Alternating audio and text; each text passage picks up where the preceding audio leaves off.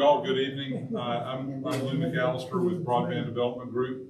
I have Elise Smith with me as well. Welcome, come on in. We are the company that was hired by the state to create a master plan, a strategic plan for the state on how to spend what's going to turn out to be a lot of money getting affordable broadband internet access across the state. A huge problem that we have, and we're working hard to get that. Meetings like this are important to us because we need to have you fill out surveys and give us some information, because this is data collection that we're doing. That's the quantitative part. But we also have a qualitative data collection that we're doing, and that's where we sit and talk to y'all. Or actually, we stand up here and listen to y'all. So we could send out surveys or have you fill them out and send them back in all day long. But what we really want to do is talk to you all and listen to your stories. We call our project AR Broadband Now, and we did that so that we could have something that we could identify all of us together across the state so that everybody was talking about the same thing at the same time. Now, the report that we are writing, that we're formulating, is made up of 5 kind of components. There's an outline for this. The first part of that is the technical part, and it's the engineering. It looks at all the technologies that are available to solve the problem. And that may be fiber optic cable, it may be satellite, it may be fixed wireless, or lots of different technologies. We're technology agnostic. We're looking at all of the technologies and how they apply. And then we are combining that with the financial part, which is essentially building a business case. How do you use a technology in a place to solve the problem? How much does it cost? How do you get uptake? How do you have rates that go with that? How do you turn that into a business plan? Because this is an investment. It's an investment that the state's going to make, or it's an investment that the providers are going to make. And so you put together a business case for this, just like you would if you were running your own business. A third component of the master plan will be the commercial part of it. And that business case that you do, you want to see how it is sustainable, how it's going to make money, how it's going to go forward. We're going to get a lot of money to apply to this problem, but we're probably going to get this once, ever. We're probably never going to see money. We've never seen money like this before. We're probably never going to see money like this again. So when we do this, we want to make sure we got it right. We can't be out here 5 or 6 or 7 or 8 years from now, or 10 years from now, saying, oh my goodness, the bucket's empty, send us some more money so we can put more money into the broadband bucket and do this again. We've got to make it right because it has to sustain itself for generations to come. A fourth component in the master plan is the social part. What does it mean? How do you benefit from it? How does it change education? How does it change business? What does it do for economic development? Agribusiness, telemedicine. If you're out there and you know what the internet is, you may not know how to use it. You may not know why it's important to you. You may not know how it can improve your life. So the social aspect of it is, what is it? How does it work? How do you benefit from it? What can you do with it that will change for the better how you live every day? And then the final part is the political part, and that's the policy stuff. I talk to representatives and senators and policymakers and lawmakers almost every day, and they have a real challenge before them. We can put together a great business plan. We can talk to them about technology. We can talk to them how the business is going to run and operate. We can talk to them about the benefits of education and economic development all day long. But they have to decide who's going to get the money, when they're going to get the money, how much money they're going to get, what's going to happen if there's not enough money to go around, and do you give it to person A or person B, or do you put it in Ward, or do you put it in Wilmot, or do you put it in Gravett, or do you put it in Egypt? And do you regulate these companies, or do you create a competitive situation where there's a free market out there? Do you spend money once in a community, or twice in a community, or 3 times in the community? And that part is what the lawmakers are going to have to do, and the governor's office is going to have to do. We're going to tell them a lot about technology and about the finance and about the benefits and how the business case is going to work, and we're going to make some suggestions to them about how to do those things. But ultimately, they're going to have to make those decisions, and they're complex. They're going to be difficult decisions. And I've spent enough time around them now, and I'm not a politician, but I've now spent enough time around them that I do not envy them their time in the state capitol figuring this out. It's going to be tricky. There are a lot of folks involved in making this work, in gathering all this data, putting all this program together, and putting this plan together. We've had the good fortune to work a lot with our friends from the Farm Bureau and in counties across. I think tonight now makes the 30th county we've been in since October 11th. By December 22nd, we will have been in 34 counties. So we're out on the road a lot. But you see other things like the Association of Counties, and you see the Municipal League, but you also see some provider names in here, like Diamond State Networks, which is a collaboration amongst the co-ops, the electric co-ops. You see Ozarks Go. I'm hoping I'm going to get our friends from First Electric up here next week. We're going to get their logo, maybe permission to add them up here.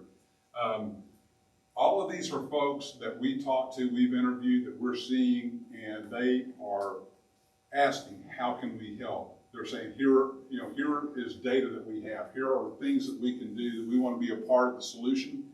And so we add logos to this slide just about every day, every week, because it's a huge effort across the state. Government organizations, non-government organizations, private companies. And it's really gratifying to be in the job that we're in, being able to talk to folks like this, because everybody wants to be seen as being part of improving the state. This is our technical slide, and there are a couple of different ways of looking at what the internet is. The more complicated model on the left and the simpler one on the right. But a lot of people, when we start talking about what we're going to do to help people with internet access and improve internet access in Arkansas, get a little confused about it sometimes. So when we're on the internet, we're going to Netflix or Google or Amazon or Facebook or whatever it is that we're using, that's really this top layer. This is the application layer. That's the stuff that we want to have access to around, that's out there somewhere. The part that we're working on in the state to improve for everybody is the very bottom layer, just the physical layer. That's how do we get on it.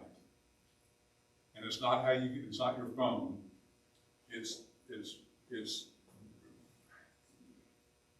I've just lost my words. I'm having a senior moment. I apologize. We had the internet a long time before we had these things. We've had access to the internet for 30 years or something. Remember, we used to have a cord and it plugged into your computer, or it plugged into a modem, and your phone sat on it, and you dialed up, and it made noises. You were getting on the internet. You didn't have this thing, but you were getting on the internet. So you fast forward, and that access to the internet was on dial-up phone lines. Now we have fiber optic cable. Now we have satellite. Now we have fixed wireless. We have microwave and stuff like that. So now, instead of having a 56 kilobit, 56,000 bit per second dial-up modem, we're talking about having a connection that's 100 megabits per second, 20,000 times faster. And that's happened in 20 years. 20 years ago, we were dialing up at 56,000 bits per second. Now we're wanting to say, providers, get us fiber optic cable to our house so that we can be 20,000 times faster than that, because these guys here demand that speed, and all this stuff that we want to do up here at the application layer demands that kind of speed. So we're going to spend well over $1 billion in this state, don't know how much, probably well over $1 billion, to fix this one layer right here, that physical layer, so that we can do that thing. That's really it. It's that simple. We have lots of ways to get a hold of us. We have an email address. We have a phone number. You can text us. We have some social media presence, Twitter, Facebook, and stuff like that. So you can track us, you can find us, you can communicate with us, you can yell at us, you can ask us questions. But we want to hear from you. We'd love for you to be passing those surveys around to your neighbors and your friends and your colleagues and stuff like that, because we're trying to hear from as many people as we can in the state. And with that, I'm going to quit talking, because now what we want to do is hear stories from you. Do you have good internet access now? Yes. Yes or no? Sort of. Yes. Oh, that's pretty much the range. Yes, no, and sort of. I guess that covers it. That covers it all. Yes, sir. I got two questions. Yes, sir. On your list of partners there, I didn't see any of the major telcos, CTV, or mobile carriers on that list. Okay, so the mobile carriers don't go on there because they're mobile carriers and they're really not a part of the broadband. Well, they could be. I'm just saying that. Okay, the way, well, let's just back up to the telcos and the CTV. So just saying the way the problem is defined right now, the FCC, the state, nobody, we're not really defining, because the mobile carrier space is competitive. The mobile space probably doesn't really achieve the kinds of speeds that we want, because we're talking about going to gigabit per second in each direction in the future. And by the way, I love my iPhone. I love my AT&T phone. It's 5G and it's fast, but it's not that fast and it doesn't work everywhere. Now, we'll back up here to that slide you were talking about. Ritter's on there. That's right, a pretty big carrier in Arkansas. Windstream is on here, pretty big carrier in Arkansas. AT&T's not on there, because for the last 2-3 years, so that all this stuff has been rolling around, AT&T has not participated in one iota. And when we kicked this off, about 3 weeks ago, I met with Ron Dedman at AT&T, and he said, we've not been in the game, but we want to get in the game. I said, then we need to talk and let's see how you're going to do. I don't know yet how they're going to participate, so I haven't added them. What about CenturyLink, which is the ILEC? Okay, so CenturyLink is part of Lumen. It became Lumen. Well, for the time being, yeah. It became Lumen, and they sold off their telephone plant in Arkansas. New company's taken that over. That's still under regulatory review, so it's yet to be seen what they're going to do. I've met the CEO of the new company. His name is Bob Mudge, and Bob used to be a board member at Windstream.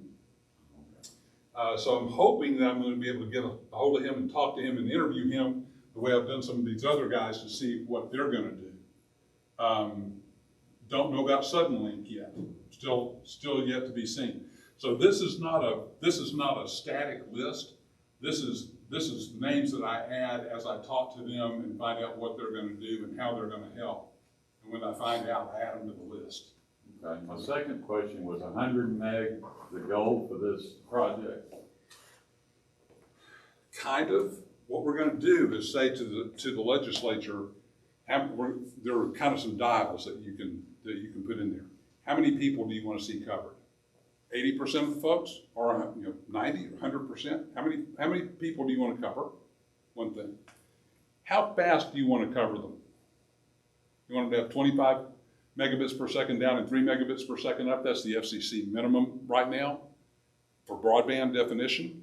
But what's happening is with the new money that's coming down, it looks like the new standard is going to be bumped up to at least 100 down and 20 up. Yeah, because I know during the CAF project during the Obama years, 10 meg was the. Yeah, we did CAF, and it was 10.1. Let's upgrade all the DSL out there and make it 10.1.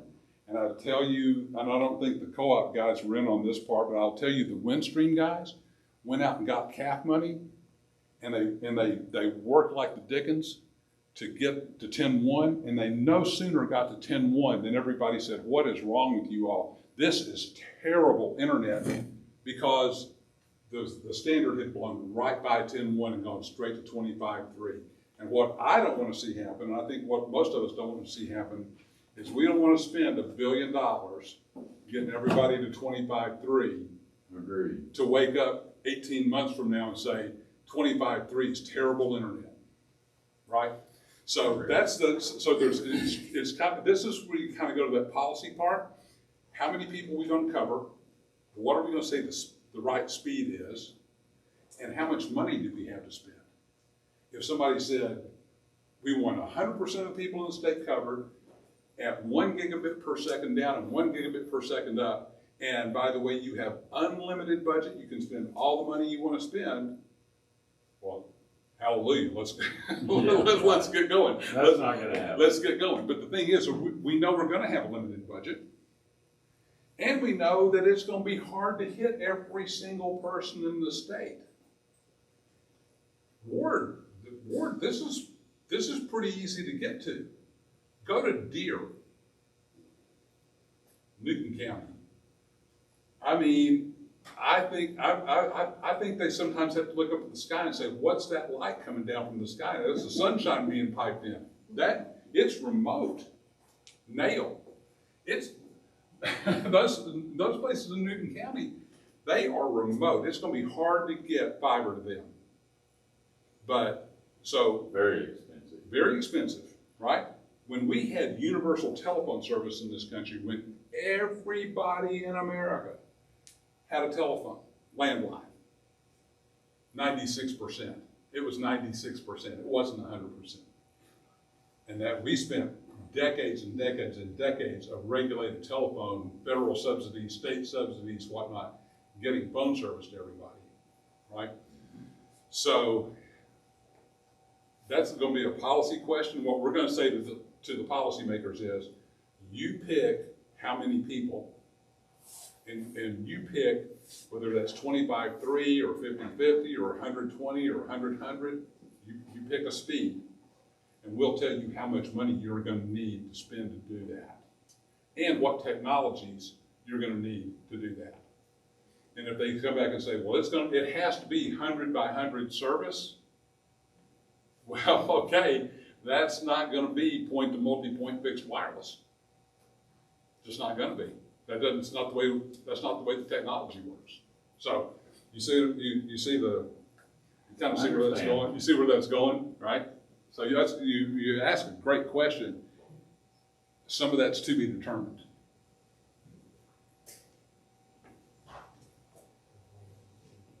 So if somebody has great service, who do you have great service from? CenturyLink. CenturyLink? Okay. 100 megabytes. It's fast. It's fast. Like is it affordable? Huh? Is it affordable? $77 a month. That's outstanding. Yeah. Did you write that down? No. I need to know that. I need to know that. We need to know that. Yeah. What's that? I will not go to broadband if it's higher than 77 a month. I'm sorry. I will not go to broadband if it's higher than 77 a month. Okay, so he brings up a good point. He would not have broadband if it was higher than $77 a month. That varies by family, as you might imagine. What national average tells us is that affordability is pegged at between 2 and 3% of your gross annual income. Okay? Now, as we've been around the state asking y'all tell us that affordability runs 1 to 1.5% of gross annual income. So let's assume that the national average is, that includes New York and Florida and California places. And let's assume that being budget-minded, we're underestimating a little bit. So maybe affordability is in the 1.5 to 2% range. We have places around the state where folks have access to broadband, but it costs $100 a month or $90 a month. And they live in a place where the median income is $23,000 or $24,000.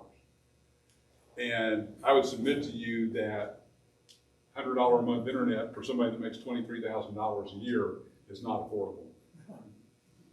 Right? That's just not affordable. You know, a person makes $60,000, $70,000 a year, they don't care if it costs $100 a month. Big deal. That never bothers them. But if you're, and y'all, there are census blocks all over this state. There's a $60,000 census block sitting right here, and right up against it is one that makes the median income's $22,500.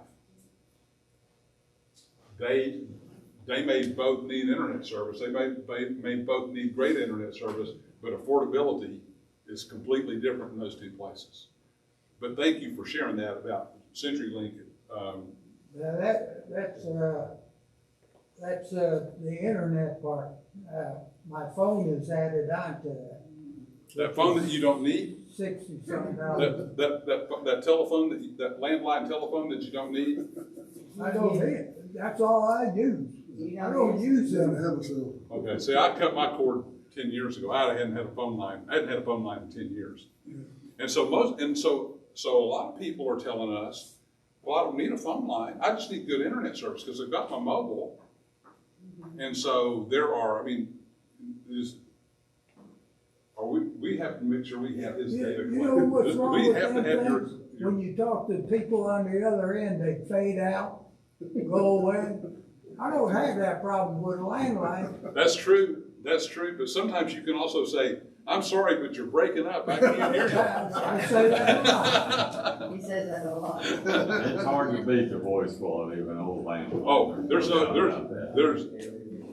I've been in this business 50 years. I started my career climbing telephone poles. There's nothing like a good landline. That's right. Me too. Except that sucker won't ride in the car with you very well. You just can't drive around with it. Yeah, Yeah, I broke down in the Death Valley. yeah, but I had a. No, none of that service. No tower. Oh, well, that's something else. We've got a lot of places in the state that you have zero bars. Yeah. Lots of places. So that was the good, and then we had the bad. Who had the bad? What's the bad? We have Suddenlink, and we now just do internet only at our house, and it's $180 a month. And it's You can say, well. and that's the only thing, that's the only option we have right now. And it's hit and miss if we get to watch TV. It's $180 a month, Mhm. but what kind of speed do you get? 150, 150, but it works. no, all the time. It's off and on all the time. It's good when it works, so, I mean, there's always something, I mean, seriously, every Kicked off last day, night during the show. we get kicked off or something. And also too, that's the most that I can get, and we have everything, like our thermostats are connected to the internet. Oh, so you got a smart house. You got it all going. So it's terrible because I get notifications all day long that something is messed up. And then our business, one of our businesses is over on Wilson Loop, and we have some link there for work, same thing, and it knocks every computer off and all of our stuff off, at least, just every few weeks. What kind of business you're on? Therapy, occupational, physical, speech, pediatric therapy. And so it has been, when we just switched all of our stuff to the web, so all of our notes or progress notes and everything like that are, web-based, so it's challenging because our clinic in North Little Rock, we don't have that problem. It's just here. Who had maybe? Somebody had maybe. Okay, sorry. Probably speaking for a lot of folks in the city, but we have something that is predominantly our internet provider for the city. We have some CenturyLink out in the new subdivision on 38. So they got the fiber optics going here everywhere. But Suddenlink's the only game we have in town for the most part. And Stacy's correct, it's on and off. When it's good and when it's on, it's good. And it's the only game we have in town. I run $100 and $119 a month for that. So we're looking, I do know that First Electric's looking to come in, is coming in town. We're 100% First Electric, so they're coming for sure. CenturyLink, CenturyLink, I guess it is in part of the town, but I can't get a hold of them to find out what the performance plan is. I don't know where they're coming next. And, Yeah, neither do we. That's kind of one of the things, going back, I don't know about them yet. Right, I'm trying to figure that out. Ritter is, well, I talked to Ritter, and they're coming, but they're over there. And so, you know, we have a lot of promises. The only stable promise I have right now is First Electric. A mile and a half out of town, across the interstate here, except for south. And it's horrible.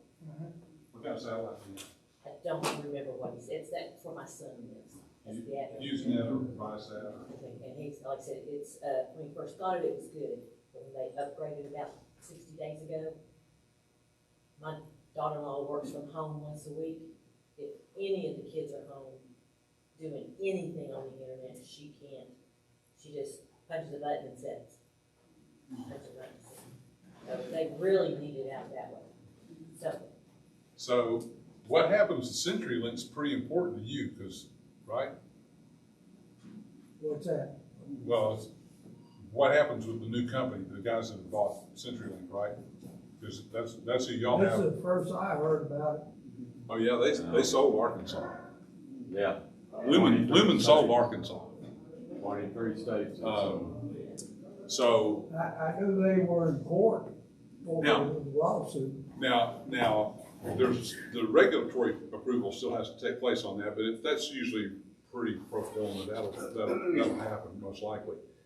And again, the new CEO's name is Bob Mudge, good guy, experienced guy, long-standing guy in the industry. And he says in the press that they have a multi-billion-dollar plan for all these assets that they bought from CenturyLink. But I haven't talked to them yet, so I don't know what they are, and I can't really address them, but, you know, hopefully they won't mess anything up. That's right. And full disclosure, I'm a Lumen customer. I'm also an AT&T customer, and Windstream customer, and C-Spire customer, and Zayo customer, but we buy from Lumen. But I don't know what's gonna happen on that local part that CenturyLink sold. Well, if it goes berserk, no landline, No landline. nor one of them. If it goes berserk, I didn't do it. I had nothing to do with it. So, so like, in our situation with like Suddenlink, that was our only option. And, we did away with our TV and our landlines and everything like that, because at one point it was well over $200. And then we got below $100, but we didn't have much speed. And so when they finally upped the speed, then we had to pay more, and we needed it by that point, because especially during COVID, I worked from home, and we were doing telehealth and all that kind of stuff. So, and it's that whole, market thing. So then when my niece built next door to us, she said, what's our option? And like, unfortunately, I have one option. And she called a bunch of different places just to see if I was right, which I was. Then they offered her a lower rate, like, because it was a new thing. So I called them like, I've been in this place 28 years. Are you kidding me? And so then I was like, I was mad. I was just like, just turn everything off, just turn everything off. And so that was when they brought it down below 100, but then they went up to the 150 meg, and we had to have that. Yeah, so when you weren't noticing, it went back up. Yes. Yeah. But Or still- when you wanted to still use it, below 200, when you but- wanted to use it. it But went I up. can't imagine, like, I think there's probably why some people just don't get it, because it's. Did y'all fill out a survey? Mhm. Okay.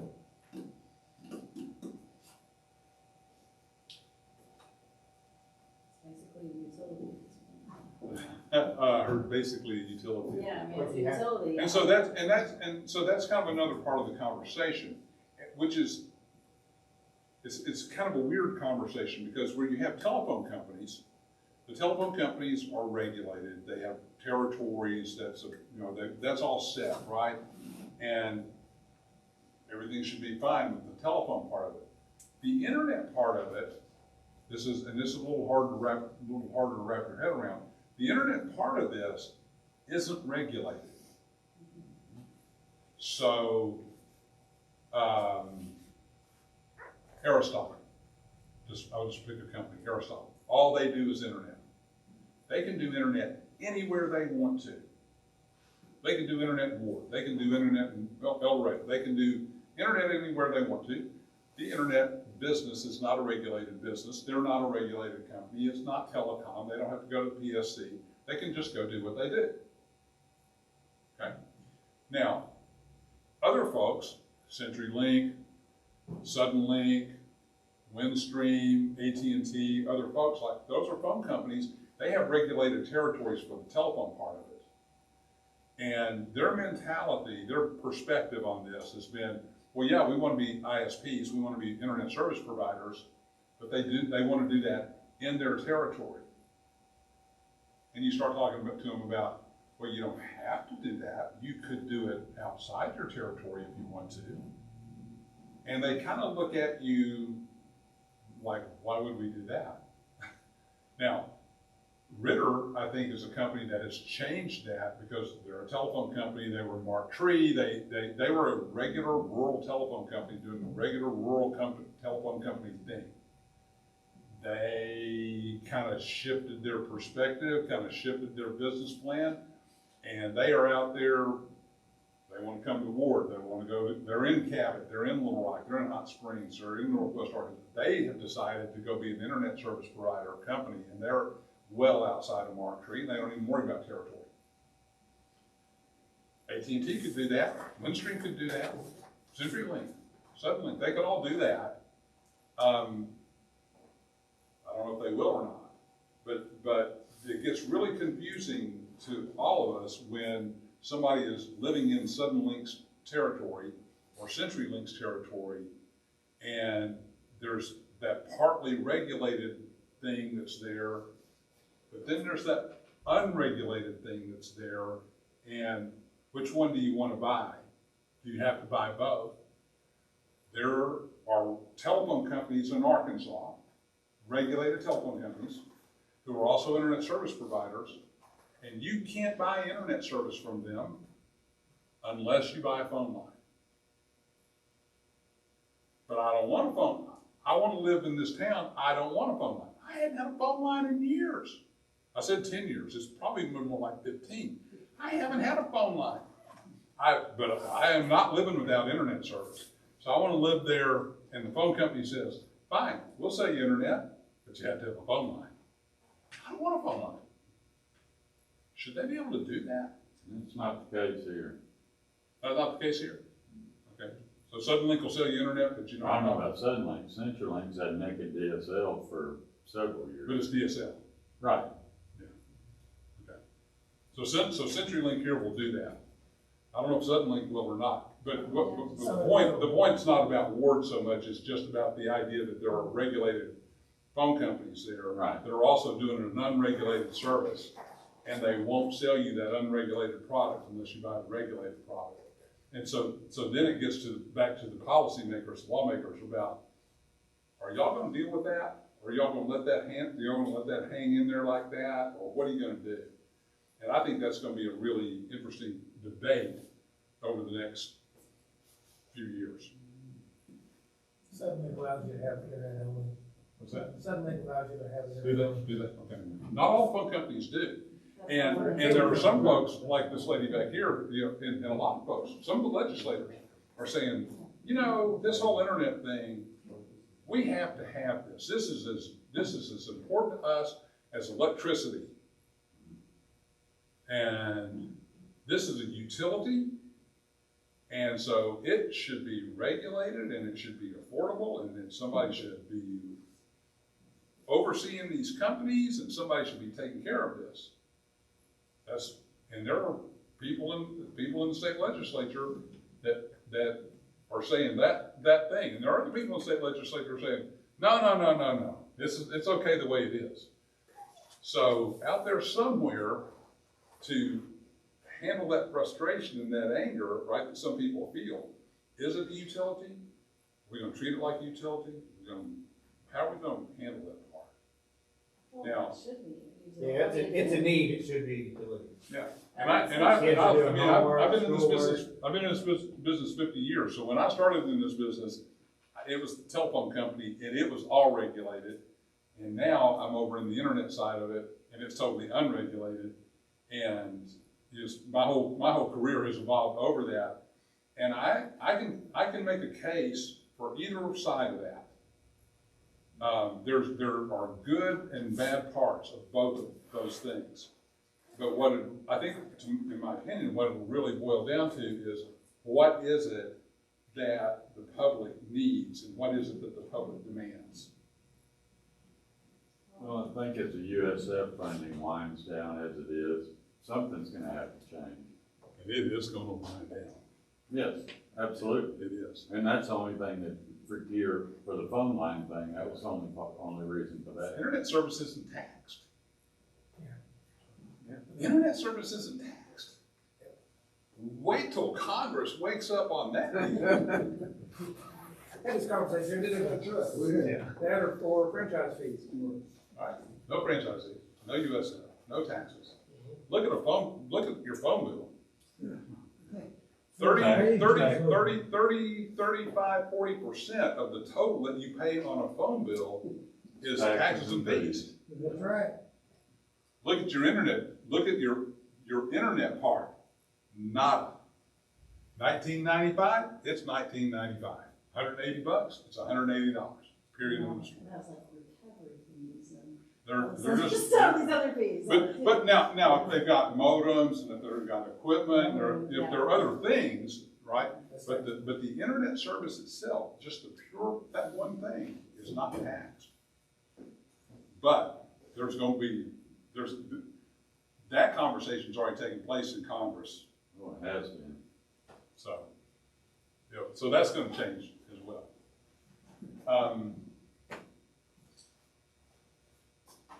What else y'all want to talk about? So look for an announcement. This will hit the press. The report will be there. It'll be a public document. Word will be there, as will every other group of census blocks in the state.